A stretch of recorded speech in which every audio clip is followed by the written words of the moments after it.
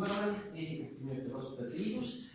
Meil on petitsioon teile üle anda. Siin on lade vahe teile, kus on kokku loetud number. Allpool kirjas. Mul ka väike tekst ette valmistatud, aga kui ma iga päev meeldib ei suhte, siis ma loodan, et ei pahanda spikerdan natuke. Spikerdan.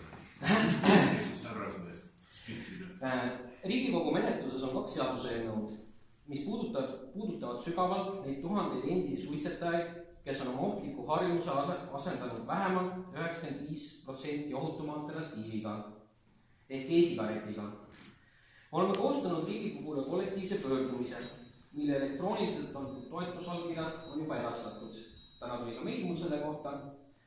Täna soovime sellele pöördumisele lisada paberkandjal kogutud allkirjad. Kokku on pöördumise alla kirjutanud 4824 inimest, ehk siis kokku on ligi 5000 allkirja. Meile e-sigareti kasutajatele ei ole vastuvõetavad seaduse muudatused, millega püütakse e-sigarette ja tavalisi sigarette võrdsustada. Kuigi menetluses olevates tubakaseaduse ja aktsiisiseaduse muutmise eelnõudes on ka positiivseid külgi, sisaldavad need paraku meetmeid, millega me ei saa kuidagi nõustuda. On oluline, et kõik rahvatervist puudutavad regulatsioonid oleksid teaduspõhised.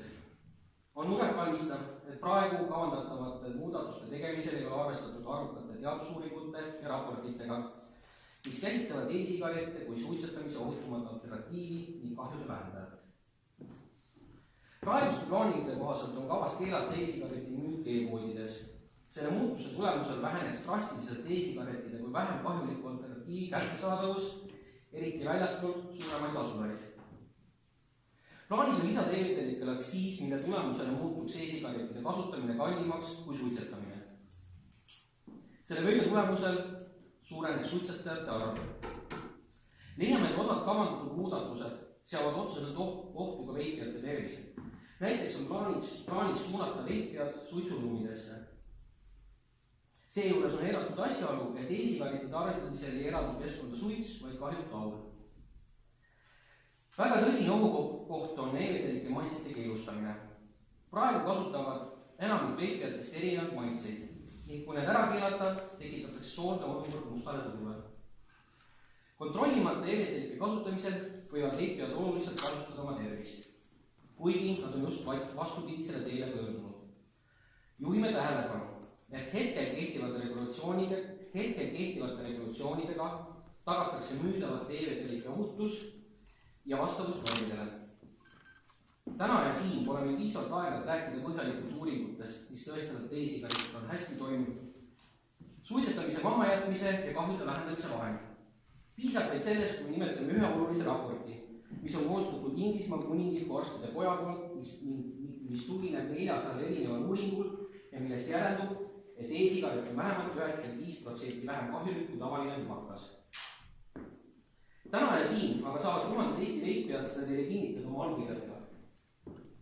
Kokkuvõtvalt soovime, et jäetaks ära e-sigareti e-vedelike aktsiisiga maksustamine, e-vedelike maitse ja lõhnaainete keelamine, e-poodide sulgemine, e-sigareti kasutajate suitsuruumi suunamine, e-sigaretide e-vedelike väljapaneku piiramine jaemüügis. Anname üle ligi 5000 kogutud allkirjad ning palume, et rahvasaadikud võtaksid aega enda põhjalikus kursi viimiseks e-sigarette puudutavaga. Ei ole mõistlik, et riik praktiliselt elimineerib võimaluse valida vähem kahjulik alternatiiv ja toetab suitsetamise jätkamist. Mida? Võtke siis palun allkirjad kaasa ja 5 minutit saame meil aega olla nüüd kaasa.